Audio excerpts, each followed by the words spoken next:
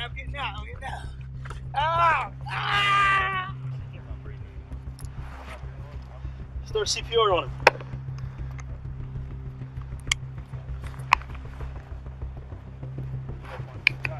Stop breathing. This guy ran. This is the owner of this car. This David Ward. He's the victim of the 215. Cops often make mistakes, but no mistake is less forgiving than accidentally killing the victim of a crime. In 2019, a tragedy would sadly unfold when David Ward, a 52-year-old disabled man with a heart condition, was caught up in a violent carjacking. He was badly beaten and his green Honda Civic was taken from him. He then filed this theft with the police. 3 days later, police spotted this green Honda Civic that matched the registration, and due to the violent nature in which David Ward had it stolen from him, the police expected the driver to be an armed carjacker. They pulled him over, and this is where you see the confrontation start. Only the horrible turn of events is that on the same day, David had actually located his car and was now driving it about. He didn't tell the police. As a result, David had inadvertently called the police on himself. This tragedy, in combination with the police brutality that is unfortunately all too common in America, would result in his death. Here we see this terrible situation unfold. Show me your fucking hands! Show me your hands! Turn off the fucking car!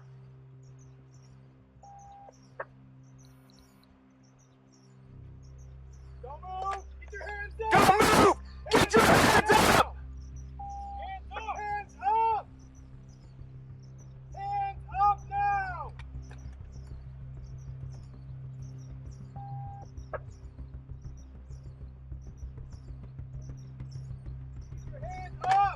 Keep your hands up! Hands up! Hands up! Hands up! Leave them up! I don't see any weapons. I'm gonna move back to you guys. Keep your hands up!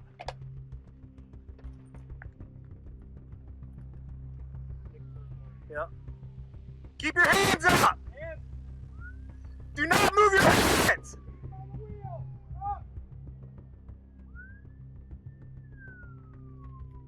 Sheriff 148, we're at the dead end of Sutton and Hillview Street, Bluefield. Hey! Show me your hands now! Show me your fucking hands!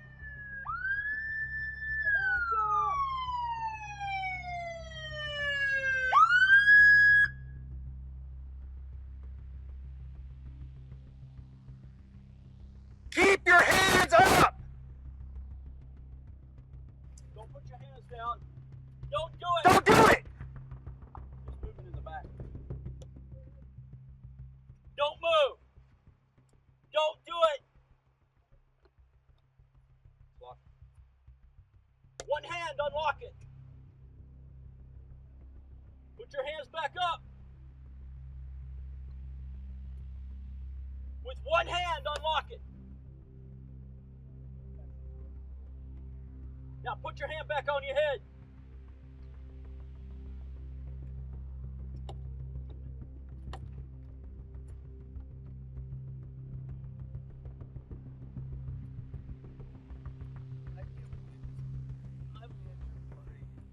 Here we see David Ward calmly talking with the officers. Only days prior, he had been beaten to a pulp by a criminal. His car door won't unlock for some reason, and he has clearly tried to open the door numerous times so that the officers can take him safely from the car. He is scared and confused, but is still compliant with the officers. He expresses rapid head movement here as a result of the defense mechanism being triggered. When we experience stress, our brain triggers the defense mechanism in order to increase our ability to defend ourselves. This causes adrenaline to be released into the bloodstream via the adrenal glands, which causes an elevated heart rate and an increase in muscle tension. As a result, his body is filled with energy to make him more capable of defending himself.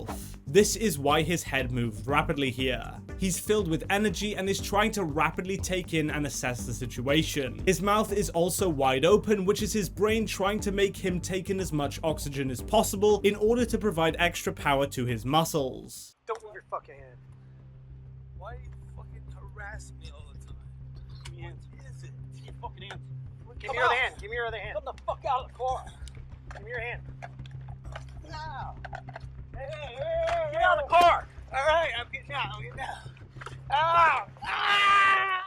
I'm not going to show you what happens next. It's a clear example of police brutality, and it's horrible to watch. The cops basically drag this disabled and beaten man out of his car via the window, despite him saying that he will get out of his car on his own. His legs get trapped under the wheel, he's in extreme pain. The cops then bash his head against the car door and taser him. This proves too much for the already injured man to cope with, and he dies. This is directly the fault of the police here. Any human, when experiencing extreme fear and extreme levels of pain, will scream and become violent, and become what police term non-compliant.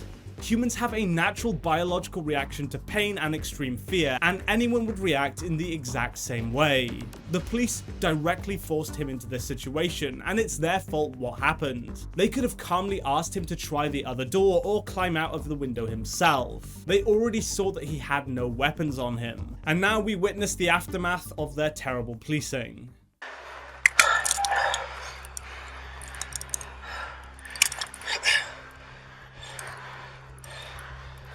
Come to you. Slow down. You got it cuffed. Motherfucker. He fucking bit me too.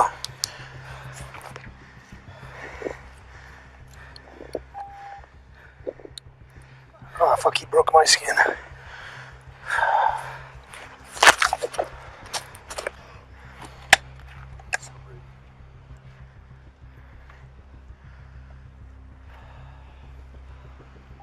Keep monitoring his breathing and shit. Got him. Alright. Alright? Yeah. Fucking hurt.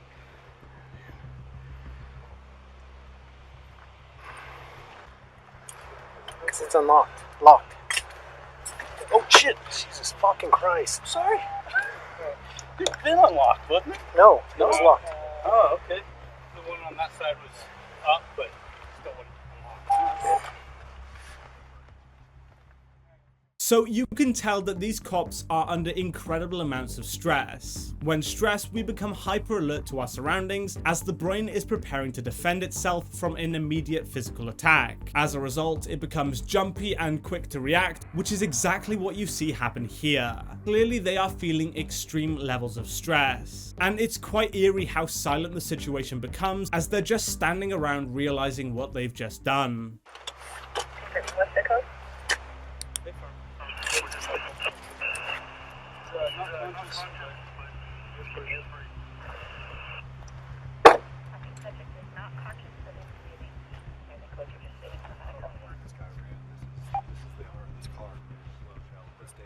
And now they realize he's David Ward, the victim of the carjacking, not the carjacker.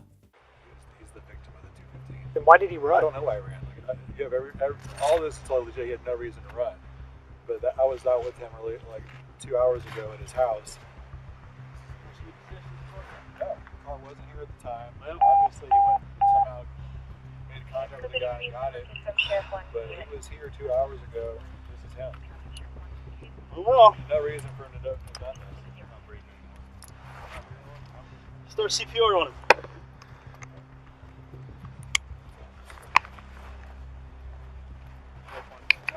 Stop breathing.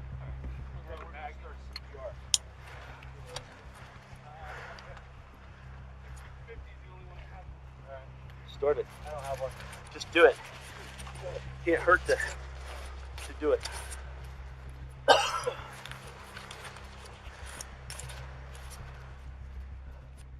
Charles Blount, the officer responsible for David's death, and the guy who replied, "Oh well," in a sarcastic tone when it was discovered that they had just killed the victim of the crime, not the perpetrator, was eventually acquitted of charges related to involuntary manslaughter and assault in the death of David Ward. He was, however, fired from his job for his terrible conduct. This was actually the first time in Sonoma's county history that an officer was facing charges for an on-duty killing, and hopefully it never happens again. David Ward, the victim who had limited mobility due to a past car accident and relied on supplemental oxygen, had reclaimed his stolen car that he reported missing. Blount's use of excessive force, violently smashing his head into the car and also doing a neck hold, directly resulted in Ward's death. Despite his subsequent acquittal, there was extreme backlash due to the obvious level of police brutality being present in the video, and Ward's family ultimately settled a lawsuit against the county for a sum of $3.8 million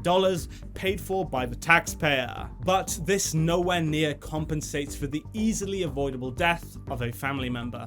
Blount also had a history of misconduct, including a previous incident involving a similar neck hold and subsequent dishonesty. But this was mysteriously not presented during the trial out of fear that it may bias the jury. This case, in my opinion, makes an absolute mockery of the justice system, and if you watch the body cam footage in its entirety, which I don't recommend you do, you realize that the police were extremely violent and that Ward acted calmly given the circumstances. What do you think? Let me know in the comment section below. And thank you so much for watching this video, guys. If you did enjoy it, please be sure to hit the like button and subscribe for more content, and I'll see you in the next video. Goodbye.